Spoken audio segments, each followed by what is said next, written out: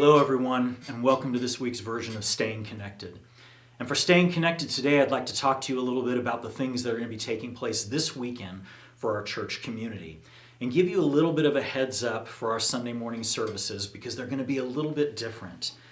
Now, in a study that I've been able to do going through the book of Genesis, I was really moved by one commentator's discussion about the idea of story. Now, I'm going to be sharing a little bit more about that on Sunday, but to put it very simply, this Sunday will be about the idea of story. You see, our faith from the very beginning is centered on the stories that are told in the pages of the Bible about God's interactions and meetings with His people.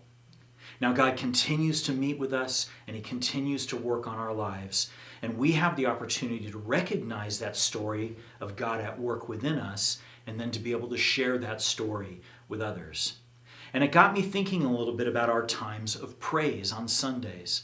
You see, when we gather on a Sunday morning and we enter into these times of praise, one of the many ways that we can interact with God is by remembering how He's currently working in our lives.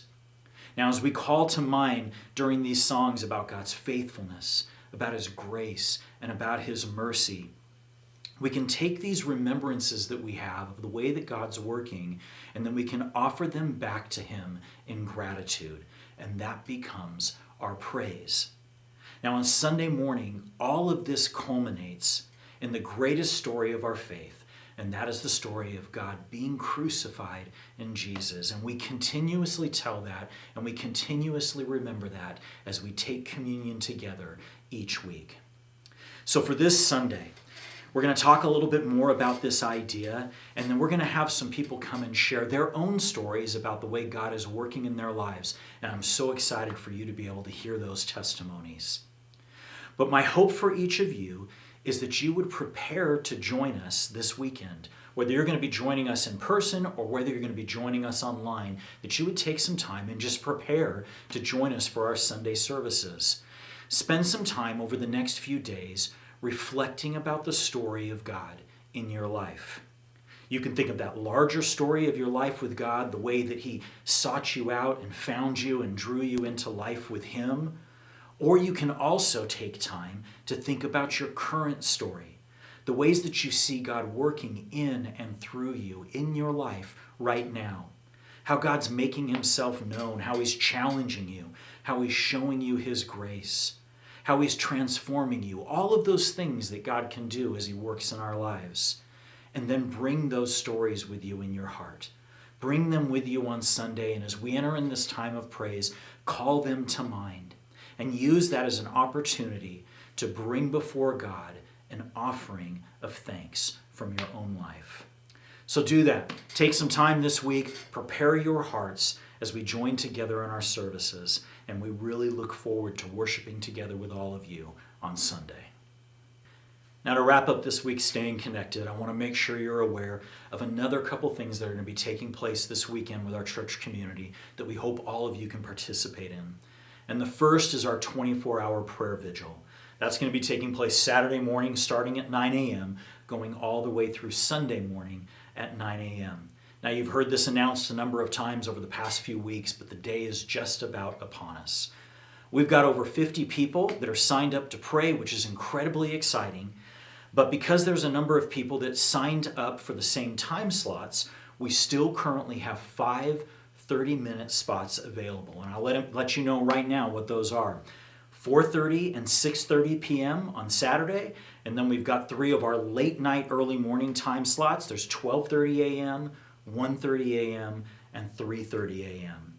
Now, these are 30-minute time slots.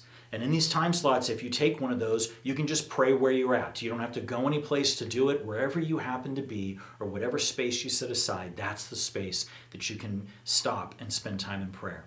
Now, we're going to send out a prayer guide as well to help direct you in this time of prayer that you spend with God for our church community and our surrounding community as well. Now, there's 2 ways to sign up. You can go on our website, ccto.org, click on the banner there, and you can sign up for one of those spots. Or you can just email me directly, marty@ccto.org. Let me know the time slot that you'd like to take, and we'll get you signed up. Now, here's the deal.